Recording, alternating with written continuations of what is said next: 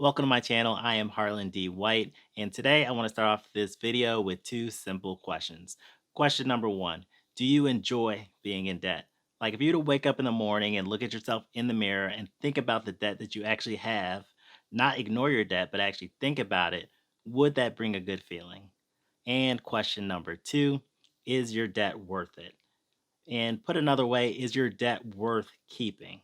So if the answer to either of those questions is no, then definitely stay tuned. In this video, I'm going to walk through 3 steps to get you started eliminating your own debt.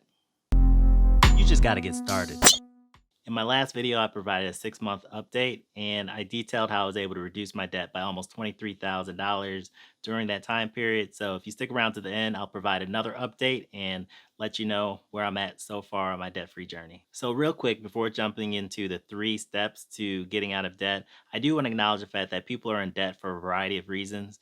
And I've recently started reading a book called Zero Debt by Lynette Calfani. And in that book, she describes 2 different types of debtors. Debtor number one are those that are the poor money managers slash overspenders. That was definitely me. And debtor number two are those that she says falls victim to one of the 5 dreaded D's: divorce, downsizing, disease, death, or disability. And then myself personally, I would also like to add the category of those that fall victim to student loans because I do feel like it's a big problem in today's society. However, no matter how you've gotten into your debt, you can still apply these 3 steps. All right, so step number one is you have to make a long term commitment. A long term commitment to what? To number one, getting out of debt, and number two, not taking on any additional debt. Now, I did say commitment and not perfection because perfection oftentimes causes people to procrastinate and to make all kinds of excuses. This comes up all the time when people say, for instance, I want to lose weight. And then they make up excuses because they don't have the perfect shoes, they don't have the perfect clothes, it's cold outside. Where in actuality, to just get started going to the gym in many cases would be much better than waiting until you get the perfect shoes or the perfect clothes, because most likely you're going to get them and still not go to the gym. And so the same thing with your debt-free journey is that it's really important upfront, and especially if you're in a committed relationship or married relationship, that you both together are committed to go down this path of getting out of debt and also to not take on any additional debt because it's not going to be easy. However, if you do, when you jump into this, you're probably, if you clicked on this video, have at least 3 months to getting out of debt, if not many years to get out of debt. But it is going to be a journey, and you're going to have to make a commitment to see the progress that you would like to see. However, again, I want to reiterate is that you don't have to do it perfectly, because if you're moving in the direction of paying off debt consistently and then all of a sudden something happens where you can't pay off debt or you have to take on some additional debt, that's okay. You just acknowledge it and then figure out a path forward. One of the most important factors to making that long-term commitment is having a very strong why. And so one of the things that helped me to make the long-term commitment to actually getting out of debt this year versus years past is that I did ask myself those questions that I asked you in the beginning. Do I enjoy being in debt, and is my debt worth it? And if I were to be honest with myself and reflect back through what debt cost me, it wasn't pretty. It cost me being depressed. It cost me working 7 days a week, 3 different jobs.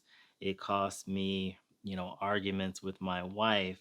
It cost me not being able to see my parents more often, stress. The list can go on.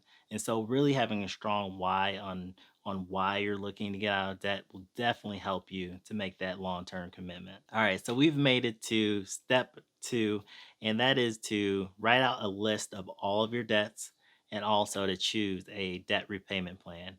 Now, for me, I found extreme power in facing my fears of knowing the exact amount of debt that I was actually in. Because for me, for some strange reason, I don't know if anyone else can relate, I felt as though if I didn't know the exact number, then maybe kind of sort of this debt did not exist. And when I finally did write down all of my debts, I believe I was off by almost $10,000 in how much debt I actually owed. So when you write out your list of debts, you want to include at least three different things. Number one, you want to include who your creditor is. Number two, you want to include how much you owe. And number three, you want to include your total interest rate. So once you have all of your debts listed out, then you want to choose which debt repayment strategy that you want to use. And I, again, recommend just choosing one of them. And if you need to make a change later, it's perfectly okay. Again, you're not looking to be perfect. You're looking more so to get started on this debt-free journey. So Debt Snowball is one of the strategies, and that was popularized by Dave Ramsey. And the way that the strategy works is number one, you list out all of your debts from smallest to largest, regardless of interest rate. Number two, you make minimum payments on all of your debts except the smallest debt. Number three, pay as much as possible on that smallest debt until it's paid off. And then number four is to repeat until all of your debts are paid off. Now, very similarly, the Avalanche method is you would organize your debts instead of from smallest to largest, you would organize them from highest interest rate to lowest interest rate. And so, what that would mean is once you organize it, step one, step two would be to pay minimum payments on all of your smaller interest rates.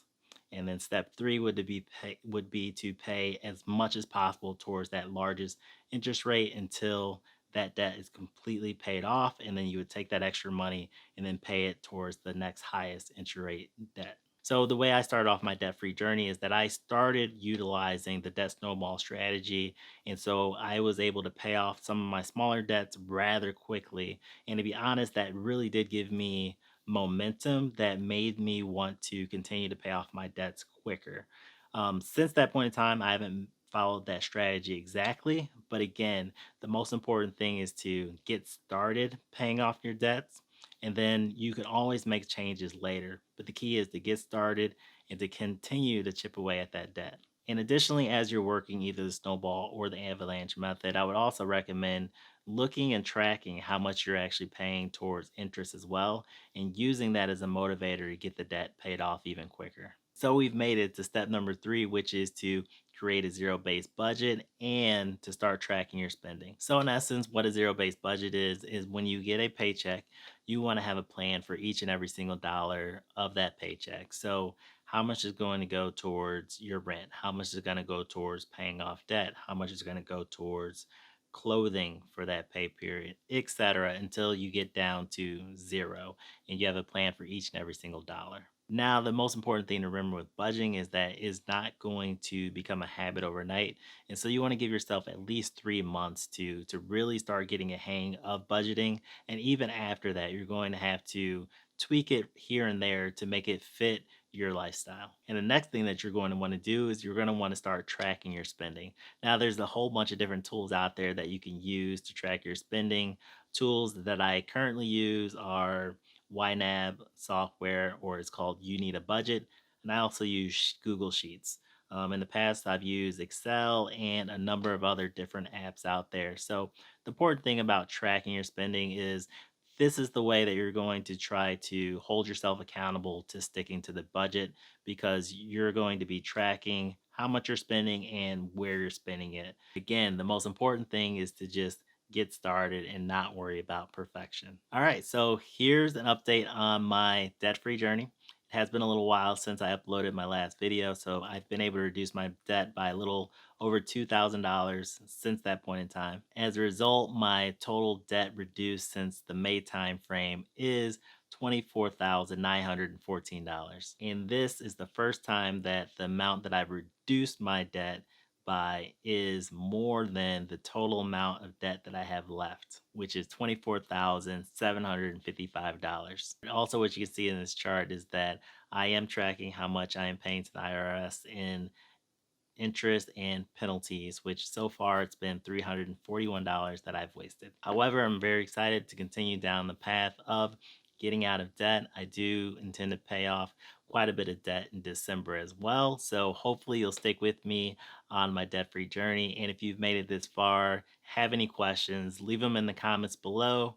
Make sure you like the video if you like the video, and subscribe to my channel if personal finance topics and getting out of debt is of interest to you. Until next time.